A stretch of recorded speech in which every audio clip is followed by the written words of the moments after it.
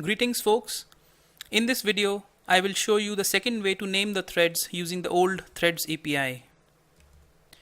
Here, the threads are named at or near the time of their creation. I have already created a class called naming threads second way by copying our previous example naming threads first way. In the previous example, we named the threads from within the task itself and used loop task B as the task definition. Thus, we cannot use loop task B for the current example, as we will then have to remove the code from it that names the thread. This will break our previous tutorial example. Instead, let us create a new task called loop task C by copying loop task B.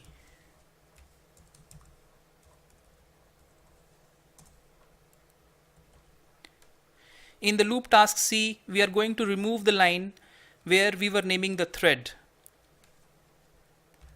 And secondly, we will just update the task ID to use the name loop task C instead of loop task B.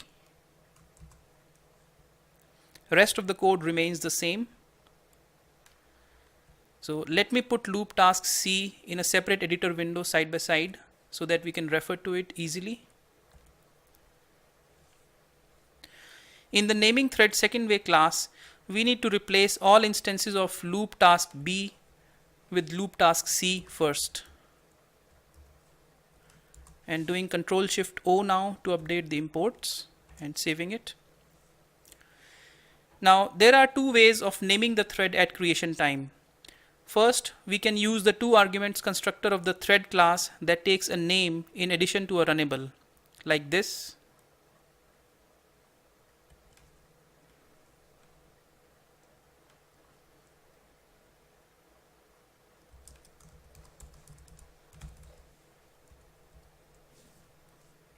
And second, we can name the thread after it has been created by using the setName method.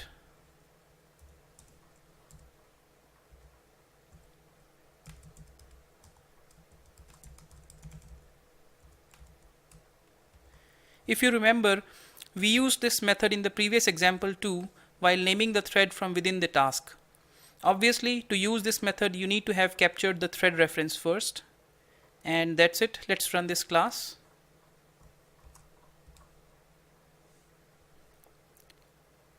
There, the output is similar to our previous example. As expected, the first thread has been named mythread1 and the second one mythread2.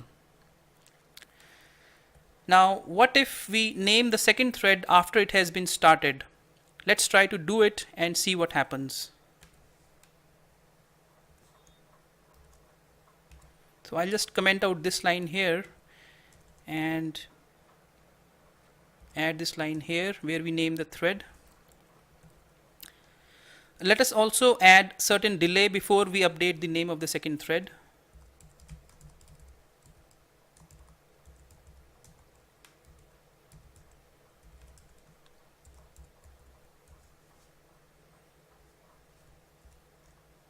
And we need to put it in a try-catch block. Okay. And running it again now.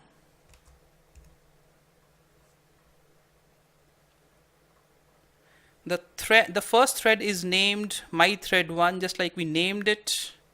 The second thread shows the name thread0. What? The second thread has not been named by the JVM this time. Does this mean that once the thread has been started, it cannot be renamed? But that's not true. We named the thread from within the task in the previous example, and that can happen only when the thread is running, obviously. So let's take a closer look at loop task C.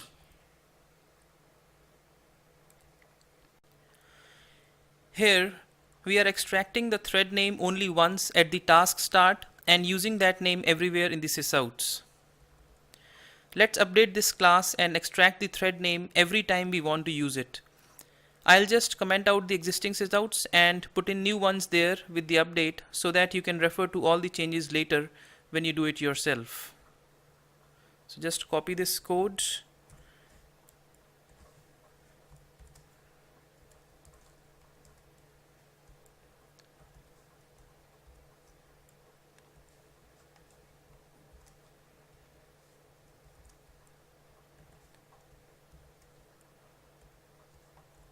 And the last one.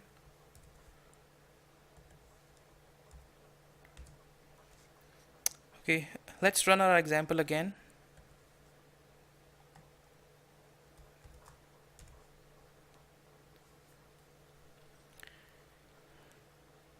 It works this time.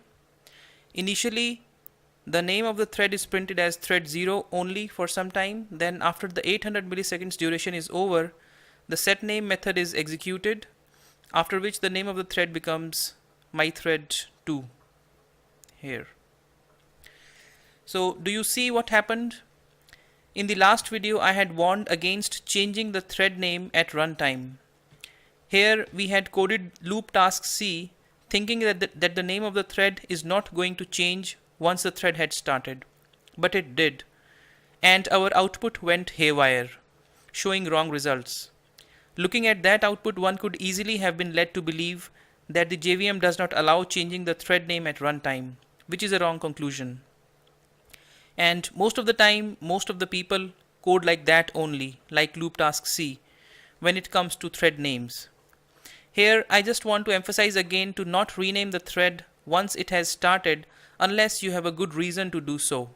If you do, then do not forget to change your task definitions to extract the thread names every time you need to refer to them. Thanks for watching this tutorial. See you in next video.